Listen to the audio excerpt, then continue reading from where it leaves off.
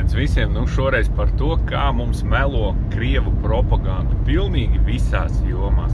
Šoreiz par tautsaimniecību, par elektrību konkrēti. Atcerieties, dažas nedēļas iepriekš mēs beidzot atslēdzāmies no šī tā saucamā Brelu tīkla, tā Krievu elektrības tīkla, un bija pilni visi komentāri. Jā, tur būs tik šausmīgi dārga elektrība, tagad mēs atslēdzāmies no Atečestuvenoje, vai kā viņi tur sauc to tajā tur valodā. Un un tagad būs tik dārgi, un rēķini būs tik dārgi, cenas ies augšā. Tagad vienkārši paskatāmies elektrības cenas, kāds tas bija vakar. Būs bildīt tuliņ, bet vārdiski sakot, dienas vidējā cena vakar bija tāda, kāda tik lēta nekad, praktiski es neatceros, kad tā būtu bijusi.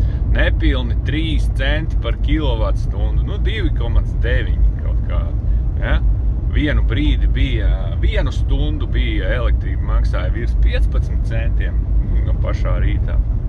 Pēc tam visu dienu elektrība maksāja līdz 5 centiem, 2 centi, 3 centi. Naktī vispār neko nemaksāja. Tā kā, draugi, izvērtējam, ko mums raksta Krievu boti un vatņiki komentāros, un saprotam, ka tā ir tikai propaganda visa vērsta pret Latvijas valsti. Un nepaļaujamies uz to, neietekmējamies no šīm te muļķībām, ko mums melo, un saglabājam skaidru galvu un dodam arī pretī šai propagandai.